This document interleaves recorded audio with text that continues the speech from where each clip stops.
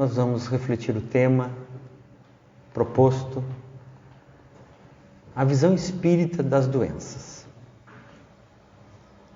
Na verdade, nós vamos fazer uma série de 3 palestras abordando o tema da cura da doença e da influência da obsessão no adoecimento humano.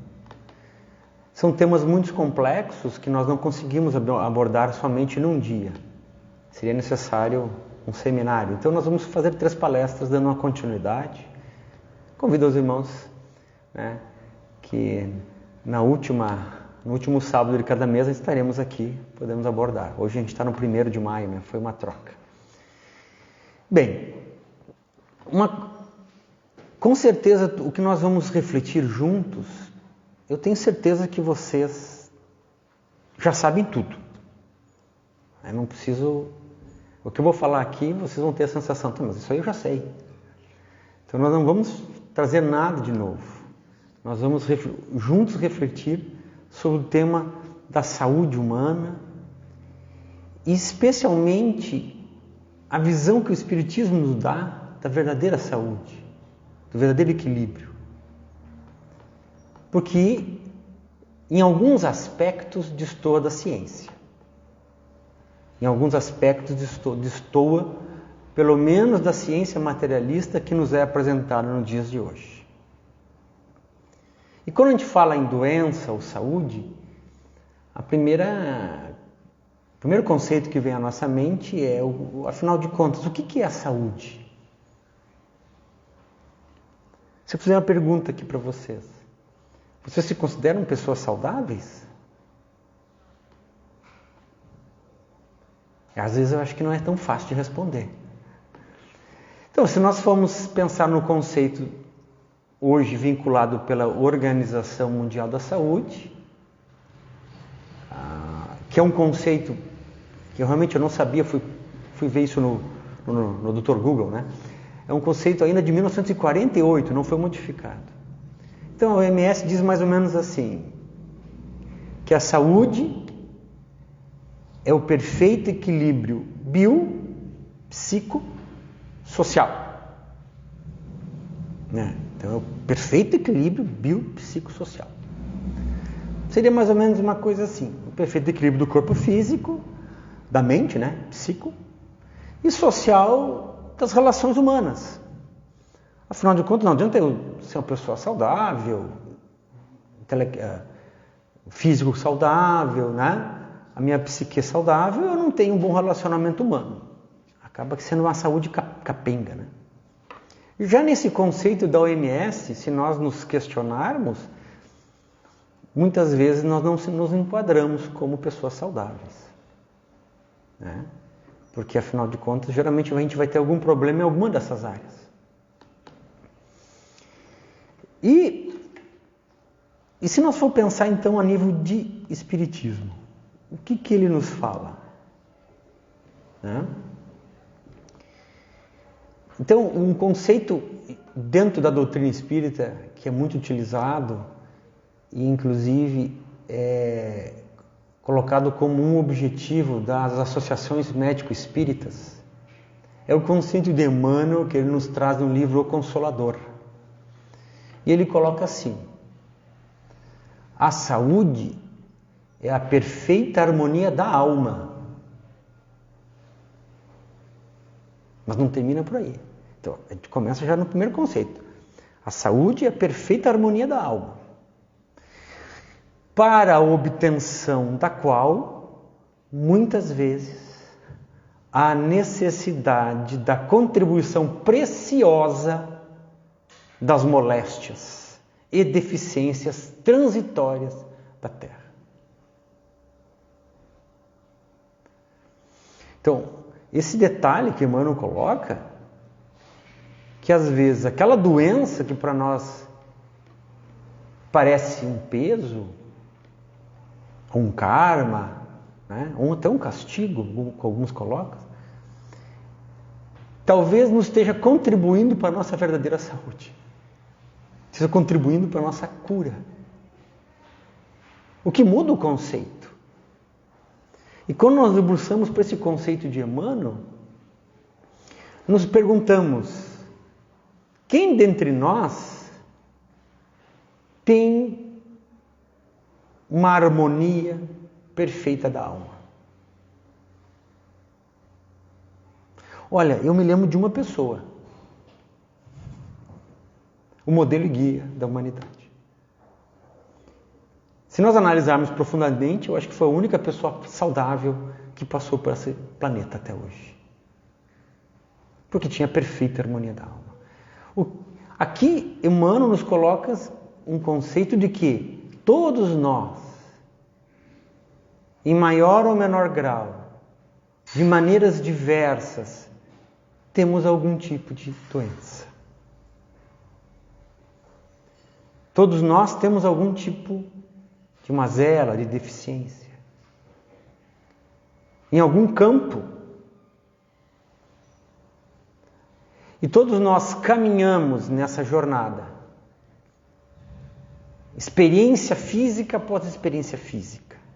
Habitando os corpos diversos, com dificuldades diversas, até alcançar a verdadeira saúde. E nas palavras de Emmanuel, muitas vezes utilizando-se da contribuição preciosa das doenças, que são transitórias, para obter a verdadeira cura. Vamos, então, dentro desse conceito de Emmanuel, que é extremamente esclarecedor, vamos entender, então, como se dá esse processo. Afinal de contas, quer dizer que eu posso ter um corpo saudável e ser uma pessoa... Desculpa, eu posso ter um corpo doente e ser uma pessoa com a harmonia da alma? Esse é um questionamento que a gente se faz. E aqui nós já temos um exemplo. Vamos pensar em Chico. Chico Xavier, que foi um dos maiores médiuns de todos os tempos. Chico Xavier tinha diversas doenças físicas. Tinha uma catarata inoperável, então ele tinha uma visão muito deficiente. Tinha um problema sério no coração, uma angina, que na época não tinha muitas terapêuticas a se fazer. Ele tinha sérias limitações. E nas palavras das pessoas que acompanhavam Chico, e no próprio Divaldo, que certa vez ficou uma semana acompanhando Chico Xavier nos seus trabalhos, ao terminar aquela semana, Divaldo exausto, para acompanhar a rotina que era intensa de Chico Xavier, ele colocou que nem nós saudáveis fisicamente, conseguimos acompanhar o Chico na sua doença. Então Chico, apesar de ter um corpo doente, era um espírito harmônico, era um espírito curado, era um espírito sadio, mesmo com as doenças físicas. Então colocamos, aqui a gente já vê que existe uma diferença neste conceito. E para entendermos como é que se dá esse processo, que repito, todos nós sabemos, mas nós vamos que revisar juntos, como é que se dá esse processo, afinal de contas?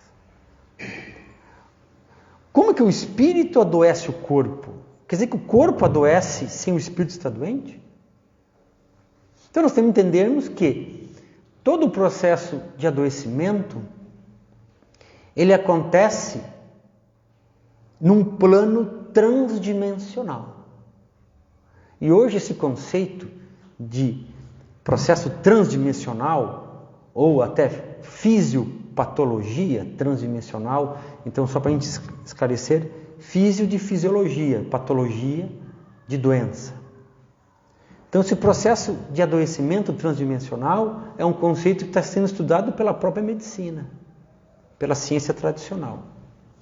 E instituições chamadas Associação Médico Espíritas, ao longo de todo o Brasil e do mundo, têm estimulado trabalhos científicos que estão esclarecendo todo esse processo. No Brasil, nós temos o Dr. Décio Iandoli Júnior, que você já deve ter assistido até palestras, no YouTube tem várias, autor de diversos livros, e ele tem 2 livros que eu sugiro a leitura, que falam exatamente sobre esse processo. que a gente chama de Fisiologia Transdimensional, que é o primeiro livro, e Da Alma ao Corpo Físico, o segundo livro dele. Muito, muito bom, uma leitura extremamente esclarecedora e fácil de leitura. Então, dentro desse conceito, nós entendemos que nós somos espíritos. E esse espírito, que é o pensamento, que é o princípio inteligente, ele não tem matéria. Ele é criado à imagem e semelhança de Deus. Mas, ao habitarmos ou ao chegarmos num plano que tenha matéria, que exija o intercâmbio com a matéria, esse espírito se envolve o quê? De um corpo mental. Um corpo espiritual, que individualiza. Então eu sou um espírito único no universo, infinito. O Ladir é outro espírito único no universo infinito, com o seu corpo mental, com o seu corpo espiritual. E se esse espírito, com o seu corpo mental, necessita uma experiência física, ao chegar a um plano denso, ele agrega matéria ao seu redor. E aqui vem uma coisa muito importante. Como que ele produz isso? Ele agrega matéria conforme o seu pensamento. Conforme a sua essência moral. Então, quando nos falam assim, Deus produziu o universo, Deus criou o universo. Criou, com certeza. Criou a matéria e criou o espírito. Né? Criou o fluido cósmico universal. Mas ele criou o meu corpo? Sim e não. Sim, porque ele criou todo o universo e toda a matéria. Mas eu, princípio inteligente, eu espírito,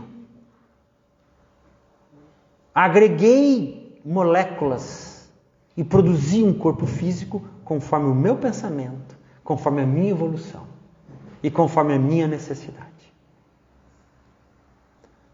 Então esse perispírito, ou seja, esse corpo espiritual, ao reencarnar, ele agrega toda essa matéria ao seu redor.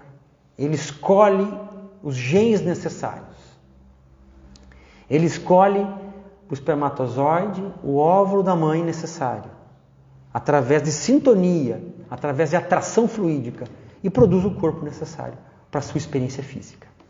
Mas, Fabiano, como é que a gente sabe disso? Então, o principal autor espiritual de toda essa parte científica, vocês devem conhecer, chama-se André Luiz, que é um pseudônimo, é um nome, digamos assim, que foi associado a esse espírito. Né? Então, André Luiz ditou várias obras de cunho científico ao médium Chico Xavier. Então, nós temos hoje em torno de 16 obras que foram, mais ou menos, abordam essa parte científica. Nessas obras, André Luiz aborda vários temas, desde todos os processos de adoecimento, todos os processos fisiopatológicos, das doenças mentais, e, particularmente, numa obra chamada Missionários da Luz, que é a terceira obra de André Luiz, que é uma das mais espetaculares. No capítulo 12 e 13, nós temos ali um tratado de reencarnação humana, dá para se dizer da seguinte maneira, né? Ou seja, quando André Luiz e Calderaro estudam a reencarnação do Sigismundo. Isso é clássico dentro da literatura espírita. Né? Então, uma leitura do capítulo 12 e 13, tema de casa. Então, lá eles descrevem exatamente todo esse processo. Quando Sigismundo estava no plano espiritual e chegou para programar a sua próxima reencarnação no Ministério da Reencarnação, engenheiros reencarnacionistas do plano espiritual projetam o seu corpo físico, ajudam a escolher a forma física, ajudam a escolher os genes necessários para a manifestação de todas aquelas características necessárias. E Sigismundo tinha um problema. Na última encarnação, por ambição, por egoísmo, ele se apaixona por uma mulher de um adversário e assassina esse irmão para ficar com a sua esposa.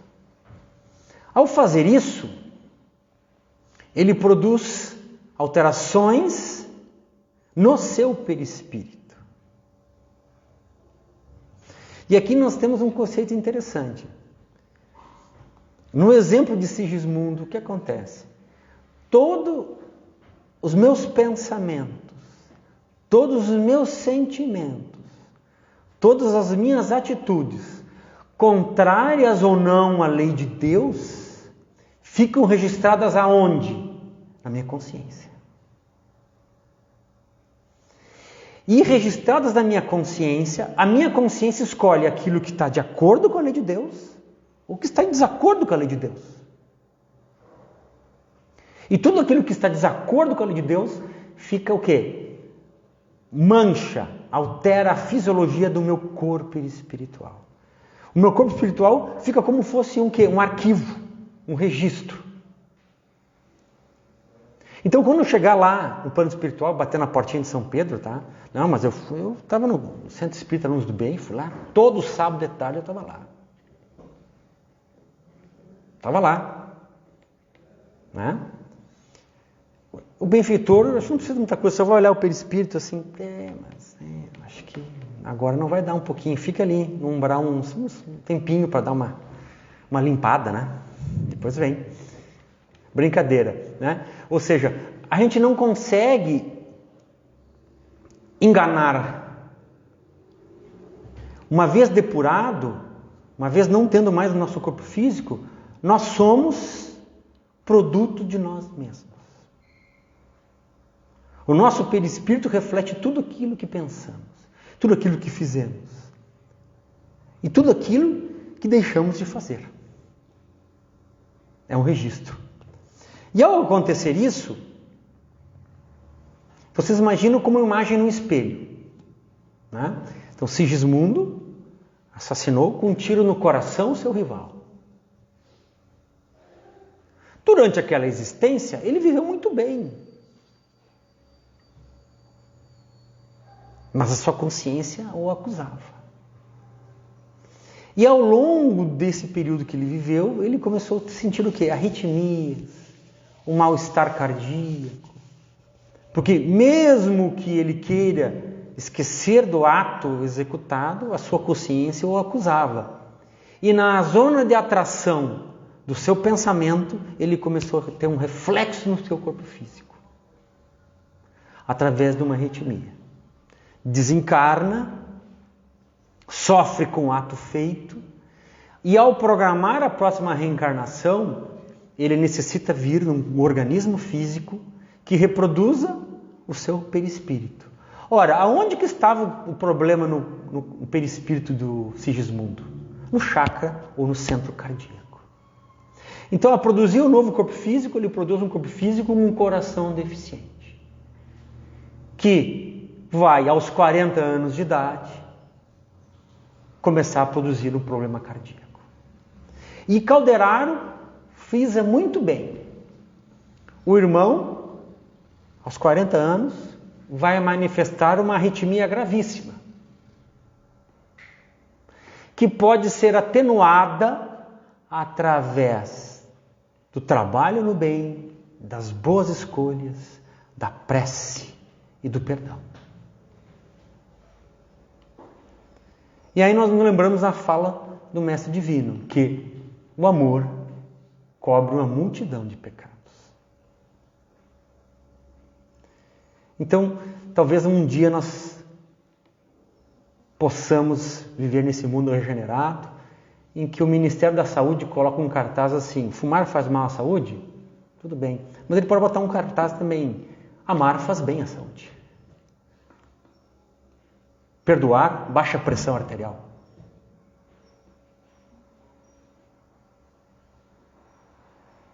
Fazer caridade, estimula o sistema imunológico. E tudo isso que nós estamos fazendo, a ciência já está demonstrando. Já está demonstrando que amar, perdoar, viver em equilíbrio com o seu espírito, reflete instantaneamente no corpo físico. É mais ou menos uma coisa assim. Vocês já pararam na frente do espelho, né? Vocês levantam a mão, lá a imagem levanta a mão, né? Por quê?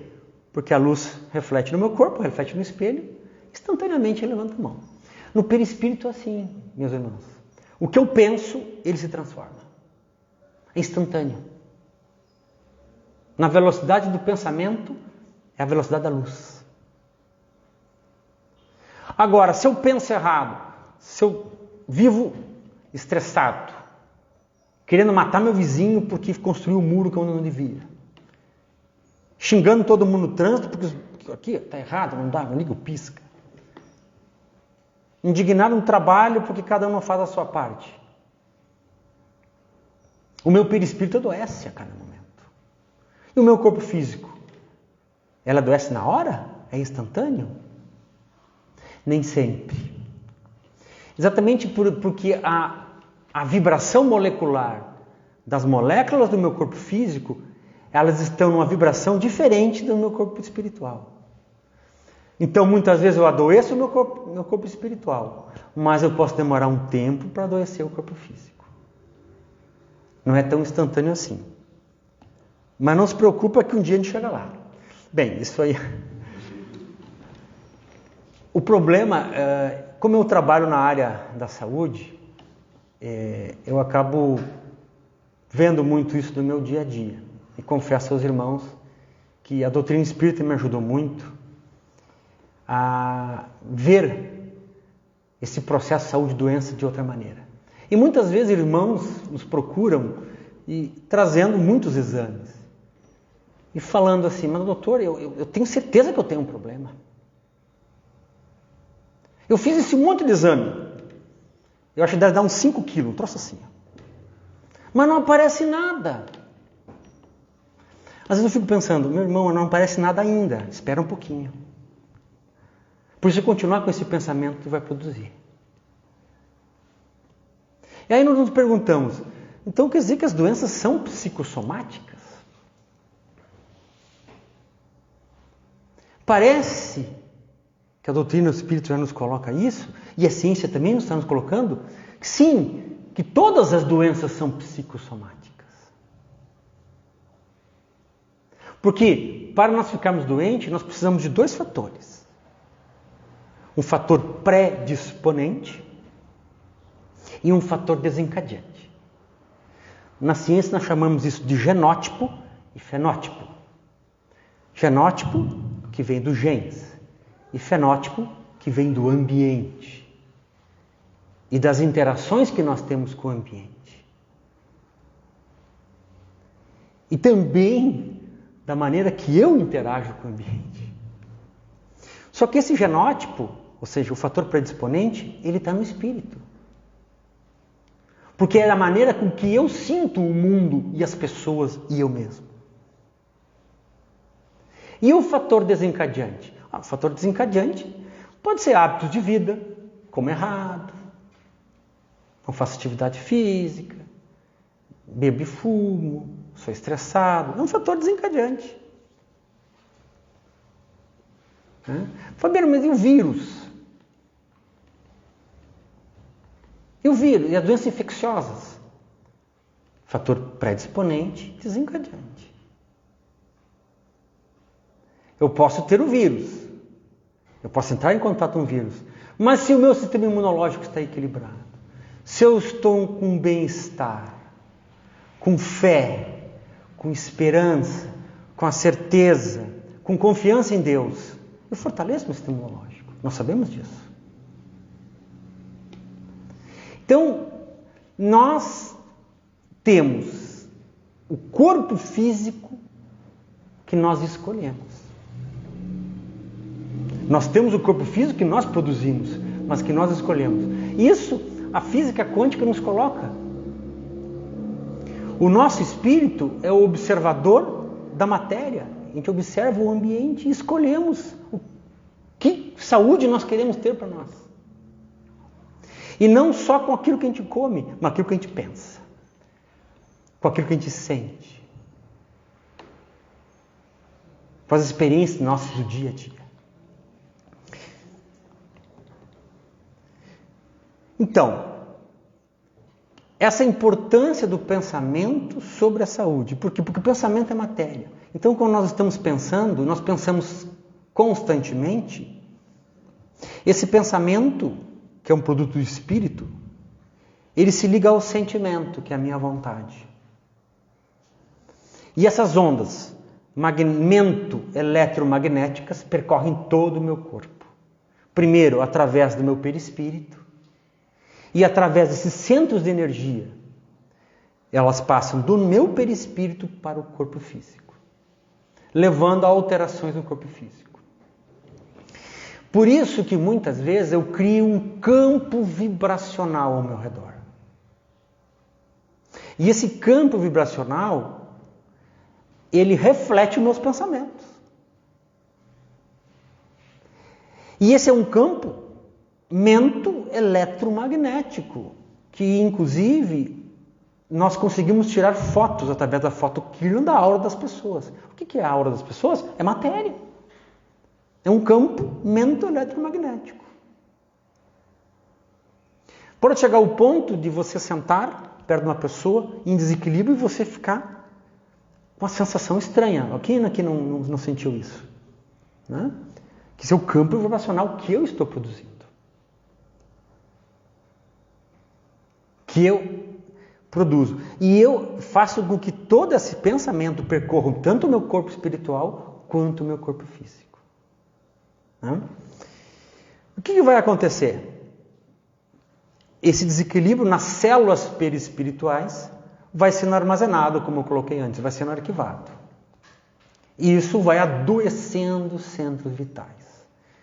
Os centros vitais, alguns de vocês podem estar se questionando, Kardec, dentro da obra espírita, ele não falou em centros vitais.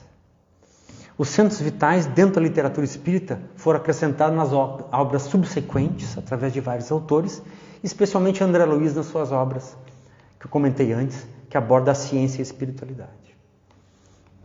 Mas Kardec deixou muito bem esclarecido isso, que ele não conseguiria abordar todos os assuntos dentro da ciência espírita. E que, naquele ponto em que o espiritismo estivesse sendo, digamos assim, esclarecido pela ciência, se a ciência comprovava que o espiritismo estava errado, nós espíritos deveríamos seguir a ciência. Porque o espiritismo não é uma obra acabada. Nós estamos em evolução. Né?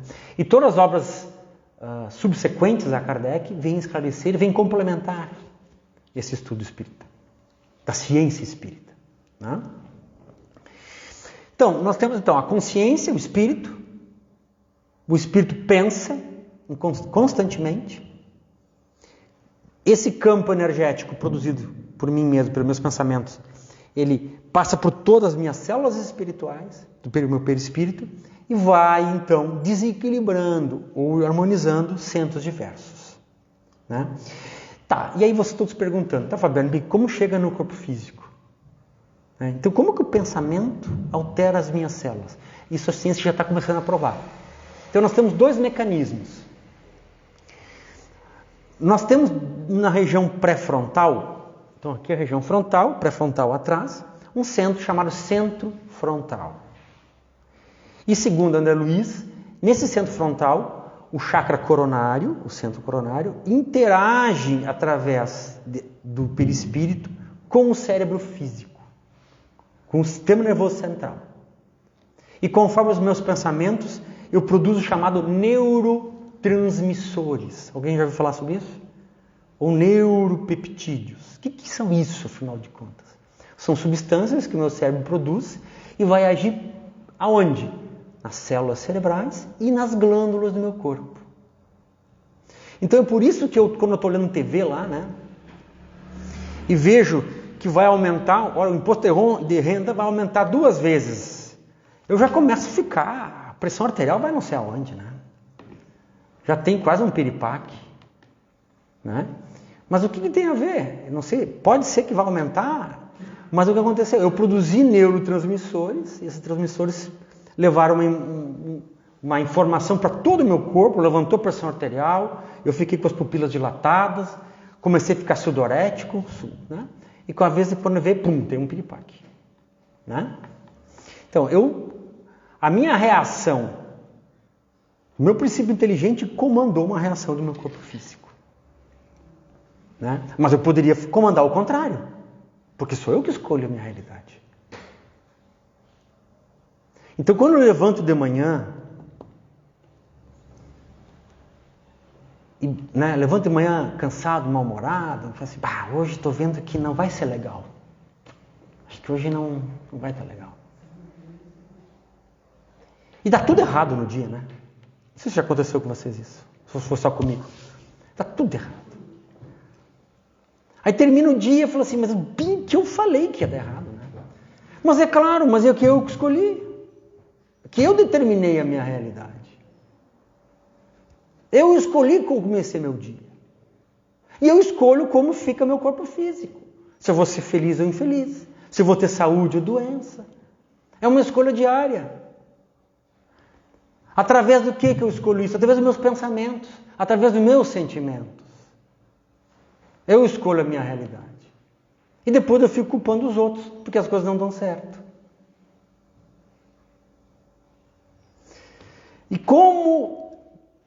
E aí vocês podem se perguntar, mas Fabiano, e as doenças hereditárias, né, genéticas?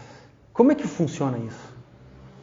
Às vezes chega lá no médico, não, isso é uma doença genética. Isso é porque teus pais, enfim, mas botaram a culpa nos pais. Né? E a doença genética como é que é? Bem, hoje nós sabemos, através do projeto Genoma, que nós temos em torno de 25 mil genes, o ser humano. E não fica se achando, porque o ratinho tem mais gene que a gente, tá? Pra vocês terem ideia. Nós temos 25 mil genes. Desses 25 mil genes, somente 5 a 10% são ativos. O resto fica inativo. Vocês têm que entender que gene é que nem aplicativo do celular. Você já viu aplicativo no celular, né? Tem um monte ali. Tem uns que eu nem sei para que serve. Agora, eu escolho qual que eu aperto.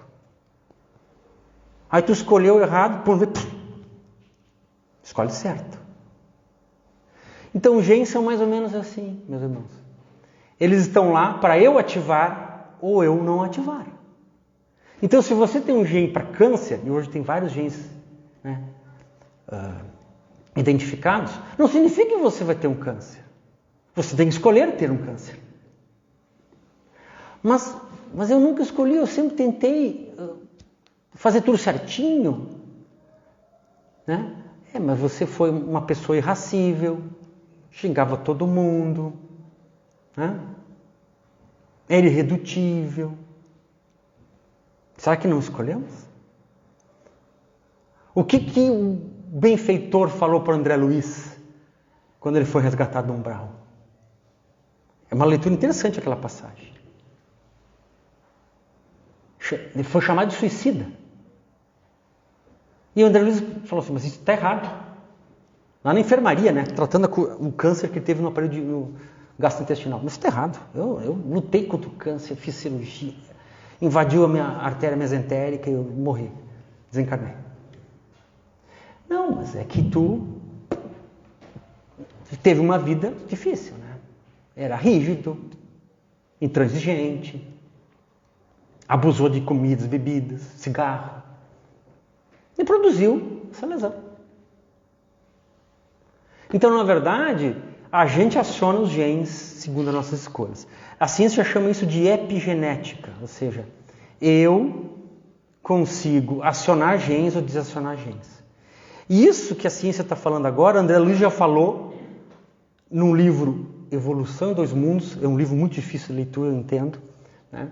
Mas no livro Evolução em Dois Mundos, o André Luiz já citava que dentro das células nós temos os microtúbulos, e são estruturas que, conforme o meu pensamento, eles acionam genes ou desacionam genes. Então, eles são, dentro da célula, estruturas orgânicas a serviço do pensamento, a serviço do espírito, porque o espírito que coordena. E como o André Luiz mesmo coloca em Evolução dos Mundos, as células físicas são animáculos infinitesimais que obedecem à ordem do dono. Animáculos infinitesimais, como fossem pequenos animais que obedecem o que o dono fala para eles. Quem é o dono? O espírito. E as células obedecem.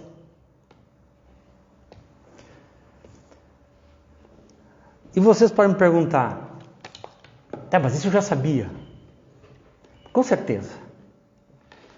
Todos nós já sabíamos disso.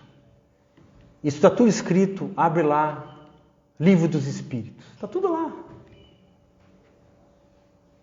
Antes ainda, há 2021 anos atrás, Jesus já falou isso. Por que ele já falou? Porque ele chegou e curava, né? Chegava lá, curava o cego, botava a mão. Ele uma vez curou o cego, pegou barro do chão, cuspiu, passou, curou. E o que ele dizia para a pessoa que ele curava?